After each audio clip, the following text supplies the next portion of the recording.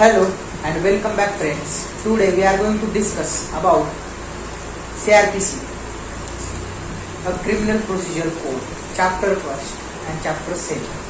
So it is very clear that chapter 1st is related to the commencement and extent and definition clause.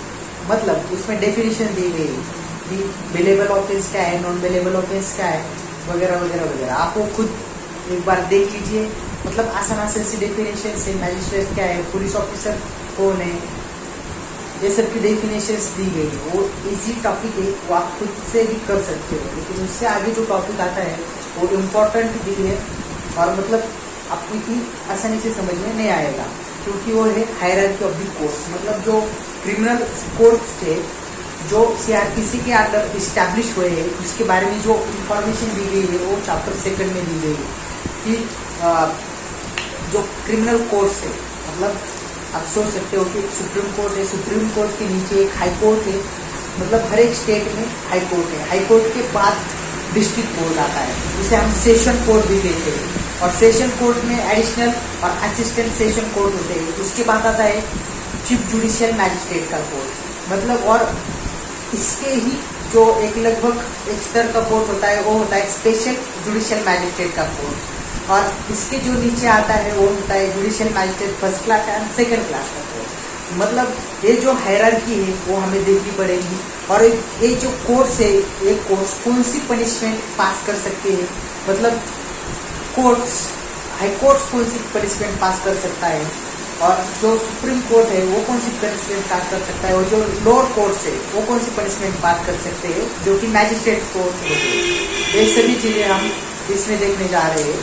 ये video मतलब एक introductory plus आपको मैं पूरी details दूंगा जो मैं खुद समझ गया हूँ, मैं समझ पाया हूँ कोर्ट में जाके. मतलब एक्सपीरियंस के सहारे बताऊंगा. प्लस जो सीआरपीसी में डिफाइन किए गए जो कोर्स है इसमें मैं बताऊंगा कि उनका जो पावर ऑफ फंक्शंस क्या है, ये कैसे इस्टेब्लिश हुए हैं, और इनकी जो पावर्स और फंक्शंस क्या है. मतलब जो चीफ जुडिशियल मैजिस्ट्रेट का कोर्ट होता है या फिर स्पेशल मैजिस्ट्रेट का जो कोर्ट होता है, तो उसके लिए कंडीशन है कि 10 लाख के 5 जो सिटी में लोक संख्या है, मतलब पॉपुलेशन है, वहीं पर तो जो स्पेशल मैजिस्ट्रेट या फिर चीफ जुडिशियल मैजिस्ट्रेट का कोर्ट होता है वो इस्टेब्लिश किया जाता है. कई तरह के कोर्ट होते हैं. मतलब एक जो कोर्ट है और जो जज है वो 2 जगह पे भी काम करता है. जुरिडिक्शन के भी बहुत से प्रकार है. जुरिडिक्शन मतलब अलग अलग होती है हर एक कोर्ट की. मतलब ये सभी बातें सीआरपीसी में दी गई है. शेड्यूल फर्स्ट में और सेकंड में जो बताया गया है कि बेलेबल ऑफेंस कौन सा है, नॉन बेलेबल ऑफेंस कौन सा है. मतलब उसके लिए जो पनिशमेंट है, 3 इयर्स की जो पनिशमेंट मतलब होती है, वो आमतौर पे जो ऑफेंस होते हैं वो जुडिशियल मैजिस्ट्रेट के कोर्ट में चलते हैं, जो कि फर्स्ट क्लास और सेकंड क्लास के कोर्ट होते हैं. या उससे आगे की जो पनिशमेंट दी जाती है, अप टू 3 से 7 ईयर तक की जो पनिशमेंट दी जाती है, वो उसमें चीफ जुडिशियल मैजिस्ट्रेट के कोर्ट होते हैं. और या असिस्टेंट एडिशनल मैजिस्ट्रेट के भी कोर्ट होते हैं कुछ ऑफेंसेस में. या फिर मतलब 14 ईयर्स तक की पनिशमेंट या फिर लाइफ इम्प्रिजनमेंट या फिर कैपिटल पनिशमेंट भी जो सेशन कोर्ट होता है वो पास कर सकता है पनिशमेंट. और उसके लिए मतलब एक क्राइटेरिया दिया गया है कि उसमें जब ये पनिशमेंट पास कर देता है, कैपिटल पनिशमेंट पास कर देता है सेशन कोर्ट, तो उसके मतलब असिस्टेंट और एडिशनल कोर्ट हो सेशन कोर्ट, तो जब कैपिटल पनिशमेंट पास करता है तो उसमें हायर कोर्ट मतलब हाई कोर्ट की कंफर्मेशन बहुत जरूरी होती है. एक बार हाई कोर्ट की कंफर्मेशन आ जाती है तो वो पास की पनिशमेंट दी जाती है. तो इस तरीके से जो चैप्टर 2 है इसमें जो प्रोविजंस है बताई गई है. तो अब मैं एक इसमें मैप भी दूंगा, इस साइड में मैप दूंगा कि मैं इस साइड में बताऊंगा कि कौन से मतलब हायरार्की कैसी है और कौन से कोर्ट कौन सी पनिशमेंट पास कर सकते हैं. तो एक डायग्राम देने की कोशिश करूंगा जिसके सारे आप समझ सकोगे कि मतलब कोर्ट की हायरार्की क्या है और कौन सी कोर्ट कौन सी पनिशमेंट पास कर सकते हैं, और कौन सी कोर्ट को कितने पावर्स ऑफ फंक्शन है, डिस्क्रिशनरी पावर क्या होती है. डिस्क्रिशनरी पावर मतलब सभी कोर्ट को है, जो मैजिस्ट्रेट कोर्ट है या session additional assistant additional session court है, सबको जो पावर्स होती है वो डिस्क्रिशनरी पावर होती है. मतलब वो खुद सोच के खुद उनको जो लगता है वही कर सकते हैं. और उन्हें कोई नहीं रोक सकता, मतलब ऐसी कोई डिस्क्रिशनरी पावर भी उनके पास होती। तो बड़ी अच्छी तरीके से हम समझ गए कि सुप्रीम कोर्ट के बाद जो आता है वो होता है high court. Supreme court first, second is a high court, third is a session court, assistant additional session court. उसके बाद आता है चीफ जुडिशियल मैजिस्ट्रेट का कोर्ट और स्पेशल मैजिस्ट्रेट का कोर्ट। उसके बाद आता है मैजिस्ट्रेट के पोस्ट। वो कौन से होते हैं? Magistrate of first class, judicial magistrate of first class, judicial magistrate of second class. और मतलब ये हायरार्की है। उसी तरह सिविल केसेस में भी होती है। और जो केसेस जो आमतौर पे आती है, जो बेलेबल नॉन बेलेबल हो सकती है, वो जो ऑफेंस के रिलेटेड है, मतलब उसमें दिया गया है कि tribal bye magistrate court, tribal by special judicial magistrate court, मतलब स्पेशल केसेस जो कि पोको के अंदर आती है। पोको जो कि मतलब ऐसी केसेस है जो स्पेशल तरीके से चलाई जाती है। मतलब जैसे कि महाराष्ट्र में बहुत सी बड़ी केस हो गई थी, कोऑपरेटिव की जो केस थी, वो उस तरह की जो केसेस आती है वो स्पेशल केसेस होती है। और वो स्पेशल जुडिशियल मैजिस्ट्रेट वो केसेस हैंडल करता है, चलाता है। उनकी जो ट्रायल कोर्ट होती है उसमें वो केसेस चलती है इस तरीके से। और इसमें और एक एडिशनल बताया गया है कि पब्लिक प्रोसिक्यूटर सेक्शन 24-25, ये जो सेक्शन से रिलेटेड होते मतलब पब्लिक प्रोसिक्यूटर के बारे में, मतलब उसे कौन नियुक्त कर सकता है, उसकी क्वालिफिकेशन क्या है, मतलब ये सभी बातें दी गई है। और जो एडिशनल असिस्टेंट मैजिस्ट्रेट होते हैं, उसी तरह एडिशनल असिस्टेंट पब्लिक प्रोसिक्यूटर भी होते हैं, वो कौन नियुक्त करता है, वो सभी बातें उसमें बताई गई है। और जो एग्जीक्यूटिव मैजिस्ट्रेट होते हैं, जो कि कलेक्टर कह सकते हैं, उनकी जो सभी चीज़ें चैप्टर फर्स्ट में बताई गई है। तो उनके भी जो पावर और फंक्शंस है वो भी एक सिविल कोर्ट की पावर्स कलेक्टर को होते हैं।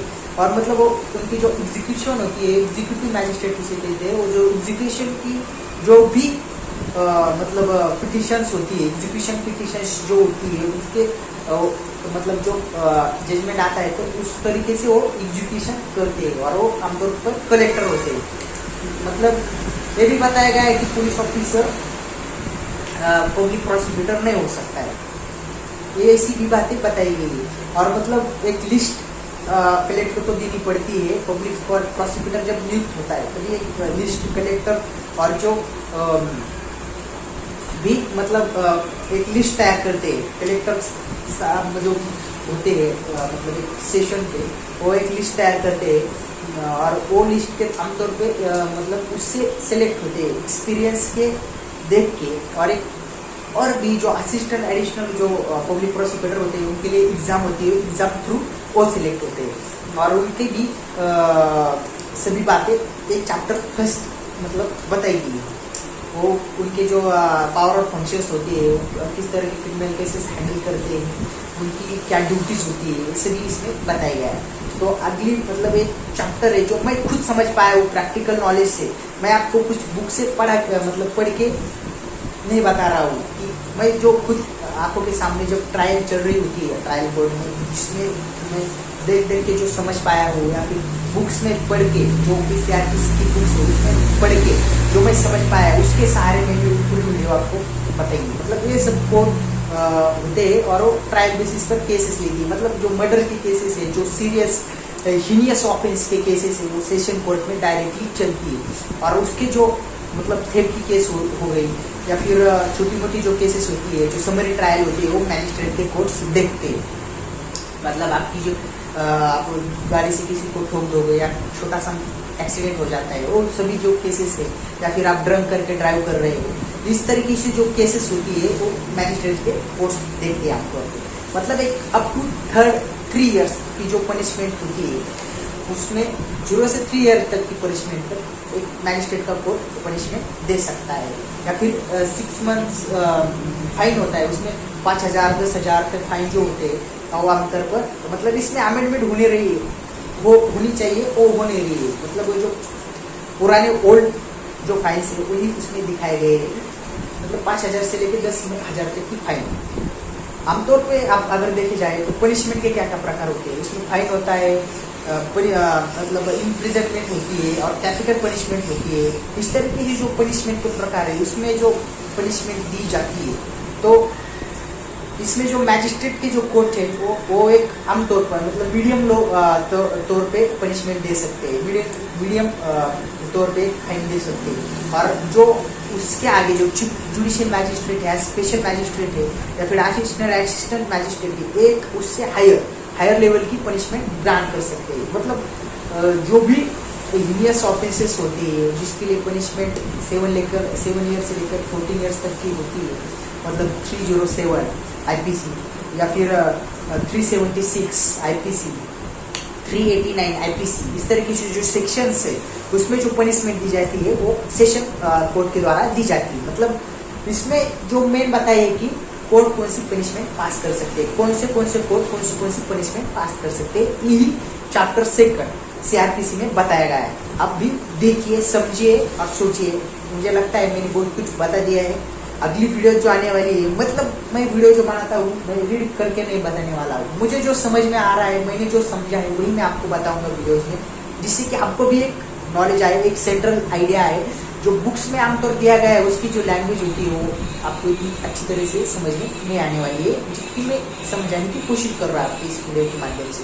सो देखते रहिए, आगे भी टॉपिक्स आने वाले हैं, जिसमें अगला जो टॉपिक है हमारा वो है कि पुलिस ऑफिसर आपको कब अरेस्ट कर सकते हैं, प्राइवेट पर्सन अरेस्ट करता है किसी पर्सन को तो क्या होता है, अरेस्ट करने के बाद आपके जो राइट्स है वो क्या है, मतलब आपको पुलिस ऑफिसर ने अरेस्ट कर लिया उसके बाद आपको क्या क्या राइट्स है, तो सभी बातें मैं अगली लेक्चर में बताऊंगा कि जो चैप्टर 3 होगा।